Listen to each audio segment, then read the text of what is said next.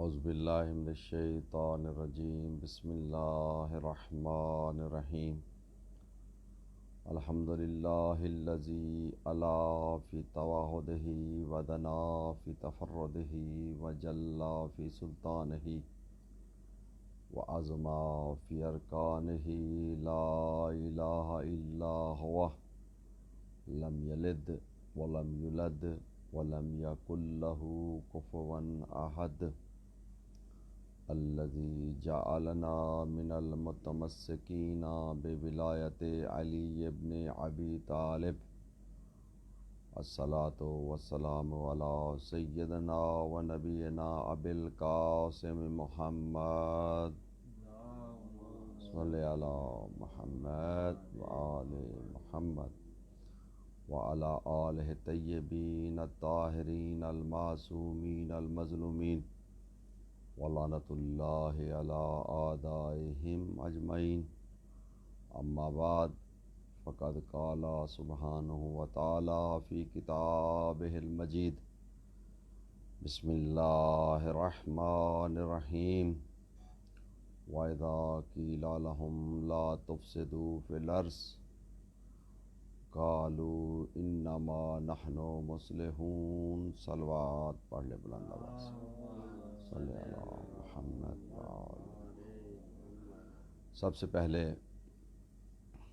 میں دعا گو ہوں خداوند متعال کی بارگاہ میں کہ ہمارے جتنے مومنین مڈل برا میں رہتے ہیں خداوند متعال ان سب کو اپنی حفظ و امان میں رکھے، اور عموماً تمام مومنین شیفیلڈ میں ہیں، پاکستان میں ہیں، کسی دیہات میں ہیں، کسی گاؤں میں ہیں، کسی قریہ میں ہیں، امریکہ میں ہیں، جہاں جہاں بھی ہیں خداوند متعال ان کو اپنی حفظ و امان میں رکھے اور اس وبا سے انسانیت کو محفوظ رکھے۔ آج کی گفتگو کوئی اتنی لمبی چوڑی نہیں ہوگی، میں نے ضروری سمجھا کہ چند منٹ آپ کے لیے جائیں۔ آپ کے سامنے میں نے قرآن مجید لا ریب کتاب، بے عیب کتاب کی آیہ مجیدہ کی تلاوت کی ہے، جس میں ارشاد ذات واجب ہے کہ جب ان سے کہا جاتا ہے لا تفسدوا فی الارض، کہ زمین پر فساد نہ پھیلاؤ، تو وہ آگے سے جواب دیتے ہیں کہ نحن مصلحون، ہم اصلاح کرنے والے ہیں، ہم فساد والے نہیں ہیں، ہم تو مصلح ہیں، ہم تو اصلاح کرنے والے ہیں۔ حالانکہ اللہ فرماتا ہے کہ وہ فساد برپا کر رہے ہیں لیکن اس کا وہ شعور نہیں رکھتے۔ میں بڑا اہم ٹاپک ہے آج، اکثر میں متنازع باتوں پر گفتگو نہیں کرتا، حتیٰ کہ اگر کوئی ہمارا سنی بھائی بھی کسی بات پر گفتگو کرتا ہے متنازع تو میں اس کو اگنور کرتا ہوں۔ کیوں کہ ہمارے نزدیک اتحاد امت بہت بڑا ضروری ہے، اتحاد امت کی اس وقت بہت ضروری ہے۔ آپ دیکھ رہے ہیں کہ استعمار اپنی پوری قوت کے ساتھ اتحاد مسلمین کو، اتحاد امت محمدیہ کو پارا پارا کرنے کے چکر میں رہتا ہے ہر وقت۔ جیسے آپ دیکھیں شام ہے، فلسطین ہے، یمن ہے، عراق ہے، افغانستان ہے، کون سی جگہ ہے جہاں پر استعمار کو موقع ملا اور اس نے مسلمانوں کو پارا پارا نہیں کیا۔ کچھ عرصہ پہلے میں یعنی تقریباً یہ 2006-07 کی بات ہے، 6 کی یا 5 کی بات ہے کہ میں نے علامہ سید جواد نقوی کو سنا، کسی جگہ پہ گیا ہوا تھا، تو مجھے احساس ہوا کہ یہ انسان ماشاءاللہ بڑی اچھی سوچ رکھتا ہے، بڑی اچھی گفتگو کر رہا ہے، اور یہ بندہ اصلاح امت کا ہو سکتا ہے کہ سبب بن جائے، اتحاد امت کا سبب بن جائے، اور ایک روشنی کی کرن نظر آئی ہمیں۔ لیکن جو وقت گزرتا گیا میری یہ خام خیالی بہت جلد دور ہو گئی، کیونکہ علامہ موصوف کی گفتگو، خطبات جو بعد میں کچھ کلپ کی صورت میں بھی آتے رہے، جیسے آج میں نے ان کی ایک گفتگو سنی، انہوں نے کہا کہ کلپ بنائے جاتے ہیں اور یہ ایک مافیا ہے۔ اس میں کوئی شک نہیں ہے کہ لوگ چھوٹے چھوٹے کلپ بنا کر اس کو استعمال بھی کرتے ہیں، لیکن جب پوری گفتگو سن لی جائے تو پھر انسان کسی نتیجے پر پہنچتا ہے۔ گزارش یہ ہے کہ علامہ صاحب جس انداز میں، جس طریقے سے گفتگو کرتے ہیں، میں خود ایک دیہات میں رہتا ہوں، دیہاتی ایک مولوی ہوں، کوئی روشنیوں والا شہر نہیں ہے، میرا بہت بڑا ایک بیکورڈ ایریا ہے اور چھوٹی سی کچی مسجد کا ایک پیش نماز ہو سکتا ہوں۔ یہاں کبھی بجلی آتی ہے، کبھی نہیں آتی، لیکن جیسے مولانا صاحب اپنی ہر گفتگو میں اپنی رائے دیتے ہیں، اسلام کی وہ پہلو، ملت خصوصاً ملت تشیع کے وہ پہلو کہ جس میں علماء حقہ نے ہمیشہ تائید کی ہے، مجتہدین نے ہمیشہ تائید فرمائی ہے، اور اس کی علامہ موصوف نے ہمیشہ نفی کی ہے۔ ہم تو یہ سمجھتے رہے کہ علامہ صاحب شاید خط رہبر پر ہیں، خط امام خمینی رضوان اللہ تعالی علیہ پر ہیں، لیکن ان کی جتنی گفتگو میں نے سنی، کافی عرصے سے کچھ ویڈیو بھی دیکھی، تو مجھے احساس ہوا کہ یہ خط نہ ہی میرے رہبر کا ہے اور نہ ہی امام خمینی کا یہ خط ہے، یہ خط، یہ نہج کسی اور طرف جا رہا ہے، اور ان کی تمام گفتگو مجتہدین کی نفی کر رہی ہے، اور یہ خود علامہ موصوف خود نہ مجتہد ہیں اور نہ صاحب رسالہ ہیں۔ اگر صاحب رسالہ بھی ہوتے تو کم از کم ان کی تقلید جو لوگ کرتے وہ ان کے لیے حجت تھی، وہ لوگ ان پر عمل کرتے، لیکن علامہ صاحب جب خطبہ دینے کے لیے آتے ہیں تو اپنی رائے جناب بغیر حوالے کے، بغیر کسی دلیل کے شروع کر دیتے ہیں، خدا جانے یہ کہاں سے مطالعہ کرتے ہیں۔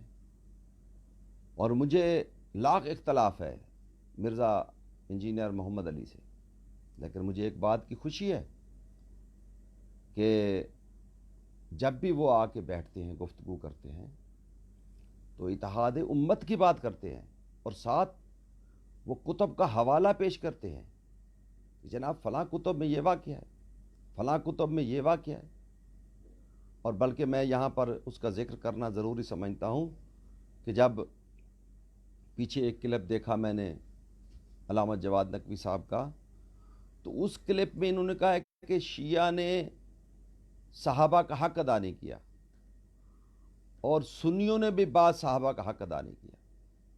نہیں بھائی، ایسی بات نہیں ہے، آپ حکم کلی لگا رہے ہیں۔ کچھ لوگ ہوں گے جو بعض صحابہ سے اختلاف کرتے ہوں گے، یا ان کی ایک ایمان بن چکا ہے، یا ان کی ایک رائے بن چکی ہے کہ ہم نے اختلاف کرنا ہے، اور بعض سنی بھی اس چیز کے قائل ہو چکے ہیں۔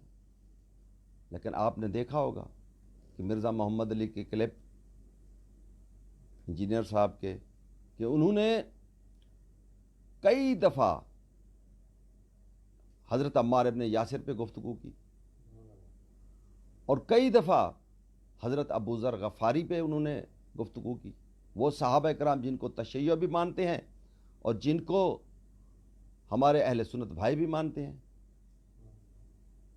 اور اسی طرح میں تو اس دن زیادہ میرے دل میں ان کے لیے عزت پیدا ہو گئی، مرزا صاحب کے لیے، کہ جب انہوں نے حضرت ابو ذر غفاری کی گفتگو کرتے ہوئے ان کی مصیبتوں کا ذکر کرتے ہوئے رو پڑے، رونا ایسے نہیں آتا، دل سے آتا ہے۔ اور مولانا اسحاق بڑی خوبصورت انداز میں گفتگو کرتے رہے اور دنیا سے چلے گئے، خداوند متعال ان کو غرق رحمت فرمائے۔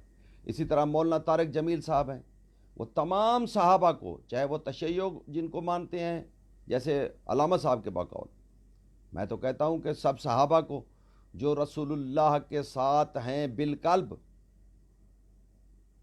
صرف مکانی نہیں بالقلب، ان کو سب شیعہ مانتے ہیں۔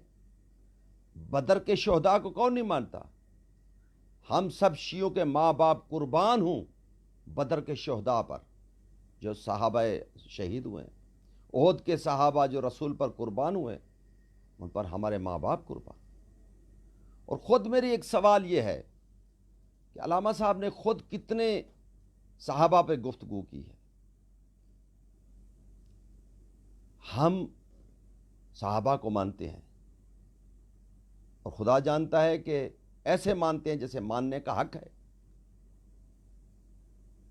وہ صحابہ کرام جو رسول اللہ کے ساتھ ہیں، رسول اللہ کے ساتھ فقط مکانی نہیں ہر لحاظ سے ساتھ ہے، ہم ان کے ساتھ، ہم ان کا ذکر بھی کرتے ہیں۔ ہاں بعض علماء سے کوتاہی ہو جاتی ہوگی ان کے مطالعے کی وجہ سے کہ مطالعہ نہیں ہوگا، لیکن یہ کہنا کہ شیعوں نے صحابہ کو چھوڑ دیا اور سنیوں نے بھی کچھ صحابہ کو چھوڑ دیا، نہیں، سنی بھی ذکر کرتے ہیں اور شیعہ بھی ذکر کرتے ہیں۔ آپ خواہ اس کو تقسیم کرنے کی کوشش نہ کریں قبلہ۔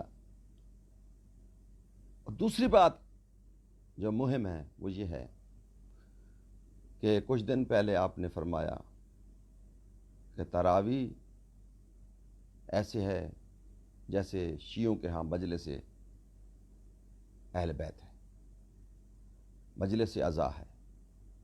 آپ نے بالکل غلط تشبیہ تھی قبلہ۔ تراویح ہمارے لیے ہم یہ کبھی نہیں کہتے کہ وہ غلط کرتے ہیں، پڑھیں، کیونکہ ان کے ہاں پڑھنا ثواب ہے، خلفائے راشدین کی ان کے ہاں سنت ہے۔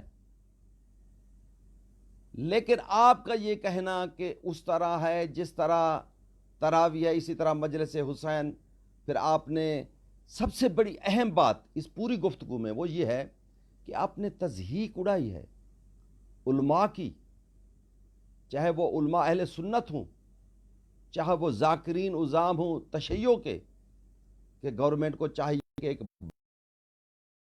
اور اس بجٹ، گورنمنٹ ان کو بجٹ دے اور وہ بجٹ اگر ان کو دے دیا جائے تو تراویح پہ وہ تراویح نہیں پڑھائیں گے، وہ حفاظ۔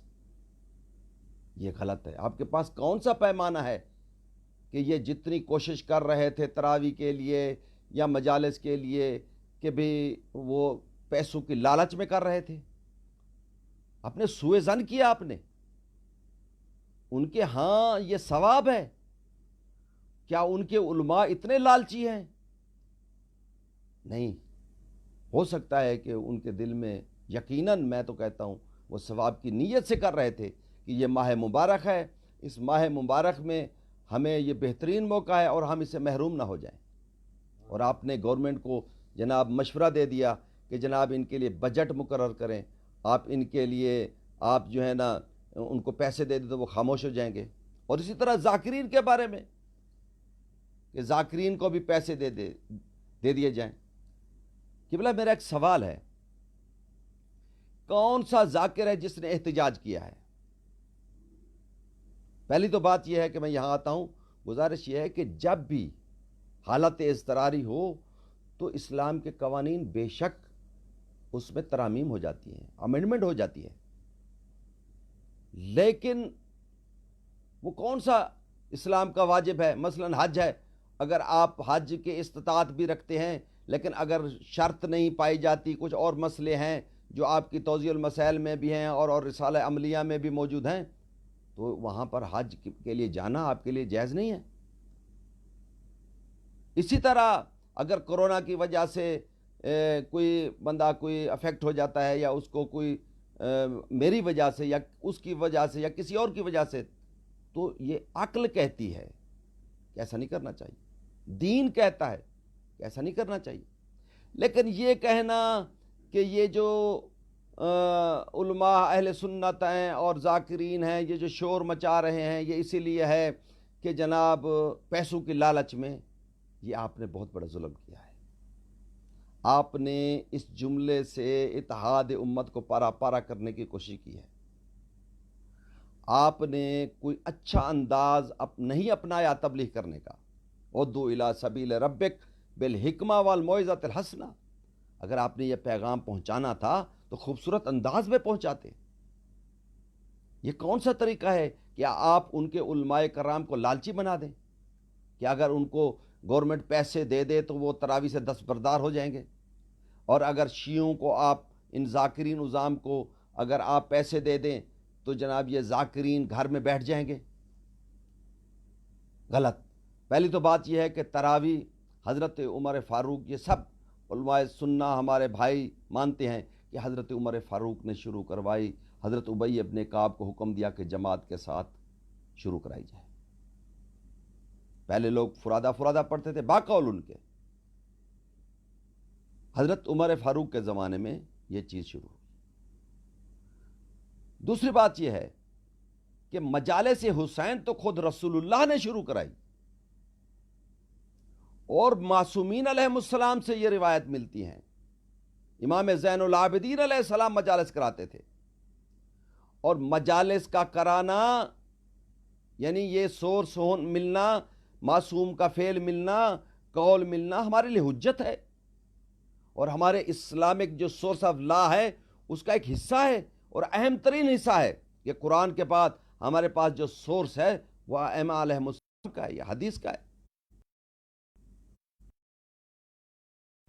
وجوب سے نکال دیا، یعنی ایسے کہ جیسے جو ہے نا اس کی ضرورت ہی نہیں ہے، یعنی وہ مستحبات ہے، کریں تو کریں. پھر ساتھ دلیل دیا آپ نے کہ جناب جیسے آپ کو روک دے. بھئی حالت جبر میں اگر میں حج کرنا چاہتا ہوں، جانا چاہتا ہوں، اور مجھے آگے نہیں جانے دیتے تو ظاہر مجھ پہ ساکت ہو جائے گا.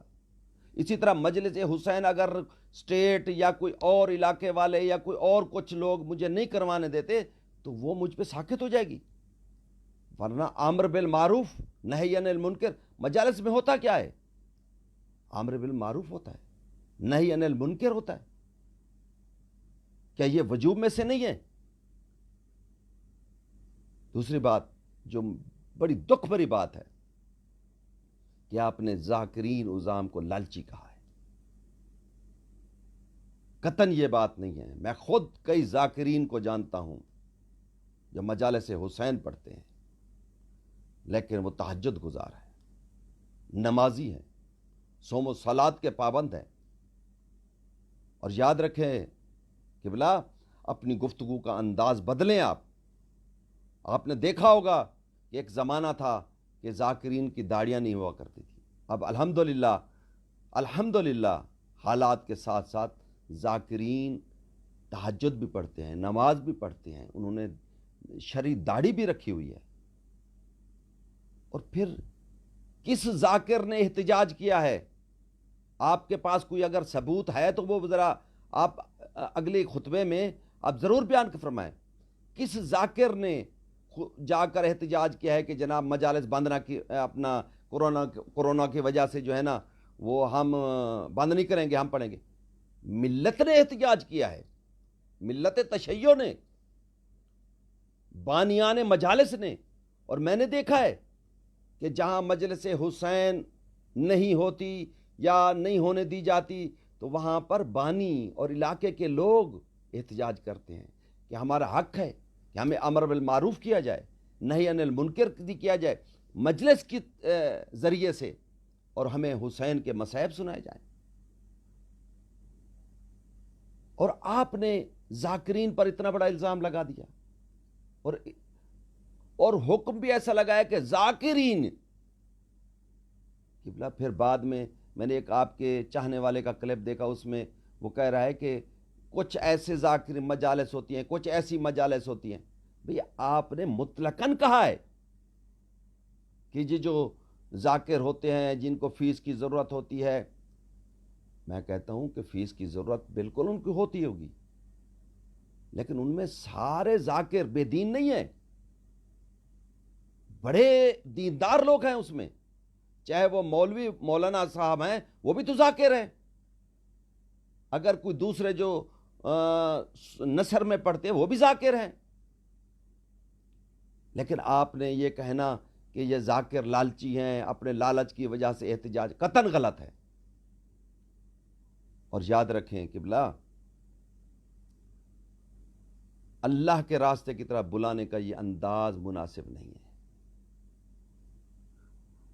اور یہ جو بچے آپ کے سامنے بیٹھے ہوتے ہیں ہزاروں کی تعداد میں، یہ آپ قوم سے نہیں لے کے آئے، یہ پاکستانی بچے ہیں، اور یہ بچے وہ بچے ہیں، اگر ان سے آپ پوچھیں کہ کتنے پشتوں سے آپ شیعہ ہوئے ہیں، ملت تشیع کو اختیار کیا ہے، تو کوئی کہے گا کہ 2 پشتوں سے، کوئی کہے گا کہ 3 پشتوں سے، کوئی کہے گا 4 پشتوں سے، کوئی کہے گا 5 پشتوں سے، کوئی کہے گا 6 پشتوں سے، کوئی کہے گا 7 8 9 پشتوں سے۔ تو برے صغیر میں تشیع پھیلائے کس نے؟ کہ بلا آپ تو آج آئے ہیں، یہ تشیع کس نے پھیلائی کہ جن کے بچے آج آپ کے سامنے بیٹھے ہوئے ہیں اور آپ ان کو اپنا عقیدہ پڑھا رہے ہیں، اپنا عقیدہ ان بچوں کو فیڈ کر رہے ہیں آپ۔ علماء حقہ کا عقیدہ یہ قطعاً نہیں تھا قبلہ جو آپ بیان کر رہے ہیں، ہم نے بھی کچھ عرصہ مدارس میں علماء کے قدموں میں بیٹھے ہیں، یہ قطعاً یہ وہ عقیدہ نہیں ہے۔ ان بچوں کو، ان کے بزرگوں کو، ان قبیلوں کو کس نے شیعہ کیا؟ آپ نے نہیں کیا قبلہ، آپ تو ملت کو تقسیم در تقسیم کر رہے ہیں۔ میں تو اس وقت بھی حیران ہوا جب آپ کے سامنے یہ نعرہ لگا کہ صلو علی محمد روح خمینی آمد، آپ بن گئے کب سے؟ روح خمینی کی روح تو یہ فرماتی تھی کہ عزاداری حسین ہماری شاہرگ حیات ہے، اس شاہرگ حیات کے بغیر کیسے زندہ رہ سکتے ہیں جس کو آپ نے تراویح کے ساتھ تشبیہ دے دی؟ اور پھر وہ ذاکرین جن کو آپ بے دین کہتے ہیں، عقل کل کوئی نہیں قبلہ، معصوم کوئی نہیں ہے، غلطیاں ہوتی ہوں گی ذاکرین سے، انسان کے اندر ایک لالچ کا عنصر بھی ہے، لیکن اس کے ساتھ میں کہتا ہوں 100% نہیں، 10% تو انہوں نے کوئی اچھا کام کیا ہوگا۔ آج اتنی تعداد میں آپ سٹوڈنٹ سامنے بٹھا کے آپ ان کو پڑھا رہے ہوتے ہیں، ان کو لیکچر دے رہے ہوتے ہیں، ان کو اپنا عقیدہ پڑھا رہے ہوتے ہیں، ان کے بزرگوں کو کس نے شیعہ کیا؟ اب ذرا غور کریں کہ برے صغیر میں کس نے تشیع کو پھیلایا؟ یقیناً اگر آپ مطالعہ کریں، اور انشاءاللہ آپ کو کرنا چاہیے کہ تشیع کیسے پھیلی یہاں پر، تو میں آپ کو بتا دیتا ہوں، ان ذاکرین کی وجہ سے پھیلی۔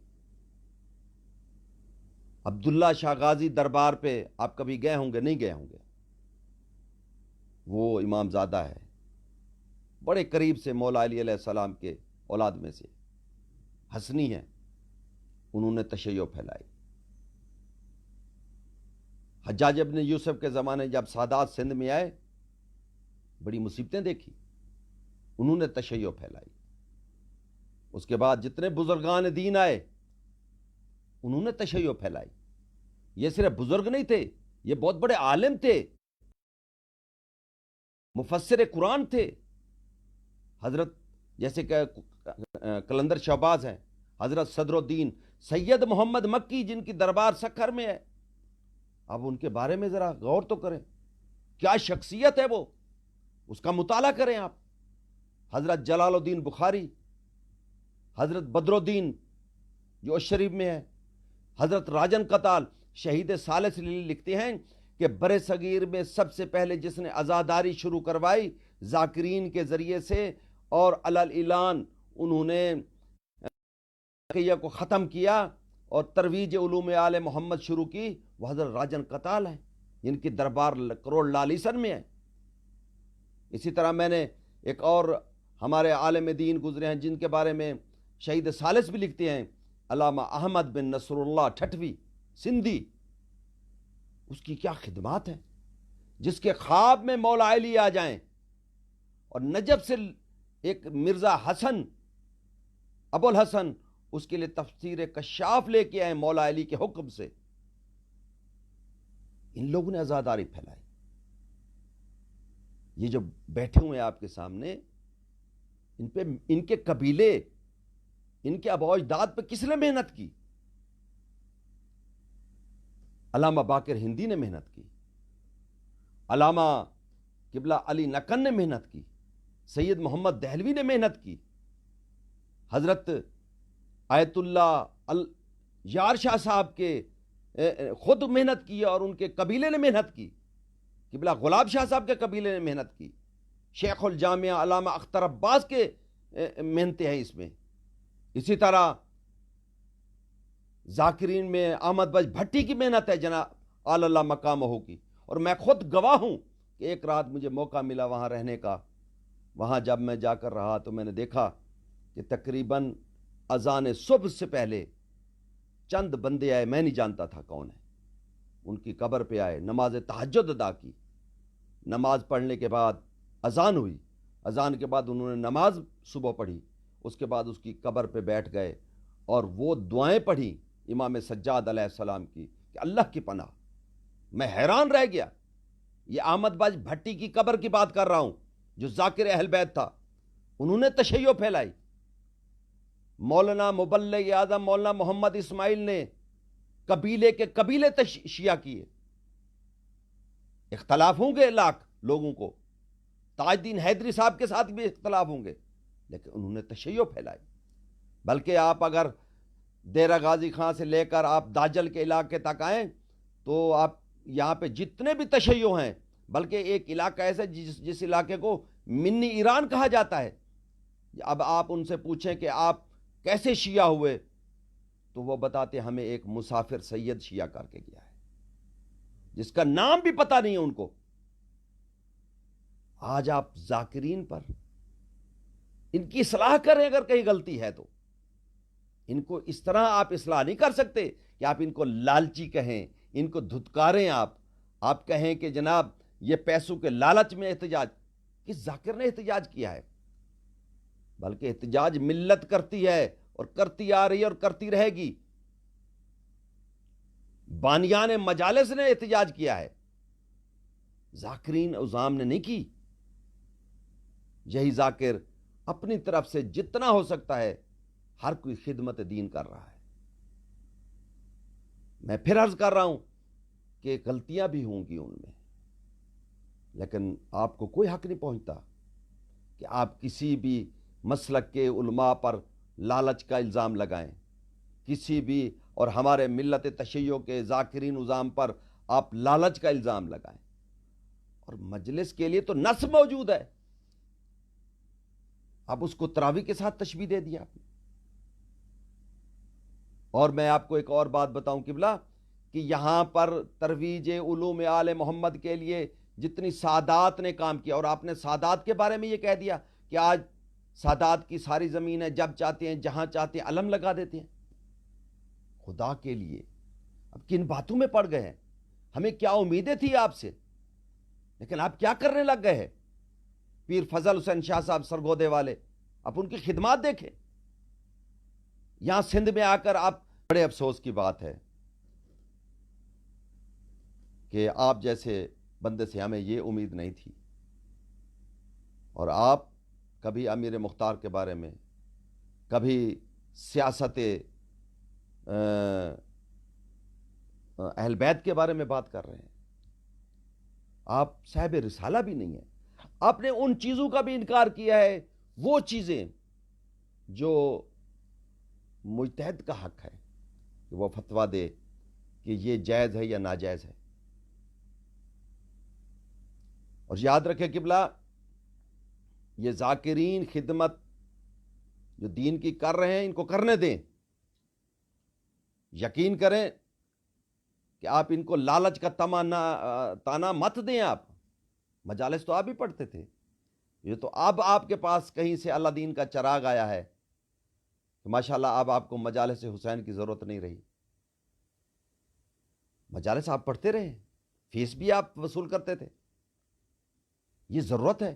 اور دوسری بات اہم یہ ہے قبلہ کہ علوم دینیا کے معاوضہ لینا کیا جائز ہے؟ اگر ذکر حسین کا معاوضہ لیتے ہیں ذاکر, ہاں یہ بری بات ہے کہ مومنین کو تنگ کرنا, ان کو طے کرنا, ان پہ زبردستی ان کو کہنا کہ اتنے دو تو آؤں گا ورنہ نہیں, یہ غلط ہے. لیکن یہ کہ آپ مدرسے میں پڑھاتے ہیں, فی سبیل اللہ پڑھاتے ہیں, آپ نے قبلہ معاف کرنا, یہ میں گستاخی کر رہا ہوں کہ آپ کا کوئی جنرل سٹور ہے جس کی انکم سے آپ اپنا گھر چلاتے ہیں. آپ مدرسے سے تنخواہ لیتے ہیں. آپ بھی وہ ذکر حسین کے نام پہ پیسے لیتے ہیں, آپ مدرسے کے نام پہ پیسے لیتے ہیں. کہاں سے پیسے آتے ہیں آپ کے؟ آپ کہاں سے اپنی تنخواہ لیتے ہیں؟ اور جو بندہ نماز پڑھائے یا علوم دینیا پر درس و تدریس دے, کیا اس کا معاوضہ لینا ٹھیک ہے؟ یہ بھی ایک فکر کی بات ہے. اور دوستو, میں تمام جتنے بھی پاکستان میں, ہندوستان میں, انگلینڈ میں یا امریکہ میں, دنیا میں جتنے بھی لوگ ہیں, ان سے میری گزارش ہے کہ اگر اس بات پہ آپ تبصرہ ضرور کریں, لیکن گالی گلوچ نہیں, بالحکمہ والموعظۃ الحسنہ, ایک اچھے انداز میں آپ گفتگو کریں. گالی سے کبھی بھی اصلاح نہیں ہوتی. اور مجھے یاد ایک جملہ آ رہا ہے, میں چاہتا ہوں یہاں سناتا چلوں, کہ مرحوم صفدر ڈوگر صاحب نے قبلہ یار شاہ صاحب سے ایک سوال کیا تھا کہ قبلہ ڈھکو صاحب کے بارے میں آپ کی کیا رائے ہے؟ تو قبلہ یار شاہ صاحب قال اللہ مقامہ نے ایک سرد آہ بھری, اور آہ بھر کے کہتے ہیں کہ صفدر, اب ہم ابھی, وہ سریکی میں بات کرتے تھے, ہم ابھی لوگوں کو بتا رہے تھے کہ مجتہد کیا ہوتا ہے, تقلید کیا ہوتی ہے, اور ڈھکو صاحب نے ایسے متنازع مسائل کھڑے کر دیے کہ ہم کئی سال پھر پیچھے چلے گئے. ان لوگوں کو درد تھا جن کی محنتیں تھیں, جو کئی کئی کلومیٹر پیدل چل کے جایا کرتے تھے تبلیغ کے لیے. آپ کے لیے تو ماشاءاللہ بڑی بڑی اچھی اچھی گاڑیاں ہیں, آپ کا کچھ خرچہ نہیں ہوا یا تشیع پہ قبلہ آپ. اور یاد رکھیں, میں اپنے رب کو گواہ بنا کر کہتا ہوں, مجھے جو حق ہے وہ بھی تو رائے میری سن لیں. اگر آپ کو حق ہے تو ہم چھوٹے مولویوں کا بھی حق ہے کہ آپ جو کچھ کر رہے ہیں یہ فساد فی الامہ ہے, فساد فی التشیع ہے, فساد فی الارض کا سبب ہے. اور ہمارے مجتہدین نے قطعاً اس نہج کو اختیار نہیں کیا, اور نہ یہ خط امام خمینی ہے اور نہ یہ خط رہبر معظم ہے. اور یاد رکھیں کہ اگر آج انقلاب ایران کی بات آپ کرتے ہیں تو یہ بھی صدقہ عزاداری امام حسین کا ہے.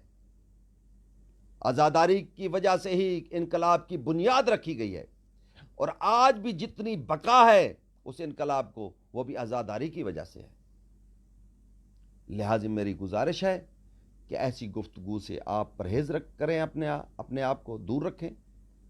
آپ طلباء کو, چھوٹے بچے ہیں آپ کے سامنے بیٹھے ہوتے ہیں, آپ ان کو وہ چیزیں پڑھائیں جو تعمیری ہوں, جو معاشرے میں نکل کر وہ ایک سوسائٹی کے لیے مفید شخص بن سکے, ہر کسی کے لیے. لیکن آپ ان کو ایک عجیب, آپ نے اس کو تصور دے دیا کہ جناب یہ جو, مجھے بہت دکھ ہوا ہے کہ علماء اہل سنت کو آپ نے لالچی کہا ہے کہ گورنمنٹ, اور آپ کے اس فیل کی وجہ سے ایک صوبے کے چیف سیکرٹری نے نوٹیفیکیشن نکالا اور اس میں لکھا کیونکہ مجالس حسین ضروری نہیں ہے, واجب نہیں ہے, لہذا ان دنوں میں ان کو بند کیا جاتا ہے. اور یاد رکھیں, مجالس حسین اگر بند ہوئیں اس کے ذمہ دار آپ ہیں شرعن, آپ امام کے بھی جواب دہ ہیں اور ملت تشیع کے بھی جواب دہ ہیں، اور آپ کو چاہیے کہ علماء اہل سنت کے تمام ان علماء سے جو تراویح پڑھاتے ہیں آپ کو معذرت کرنی چاہیے، آپ کو تسلیم کرنا چاہیے کہ آپ سے غلطی ہوئی ہے یا جان بوجھ کے آپ نے کی ہے، تو خدا رحم کرے آپ پر۔ اگر آپ بھول گئے ہیں، ویسے اگر آپ سے سہون ہو گئی ہے، جان بوجھ کے نہیں ہوئی، تو پھر بھی خدا آپ پر رحم کرے اور آپ کو توفیق دے کہ آپ صحیح معنوں میں ترویج علوم آل محمد کر سکیں۔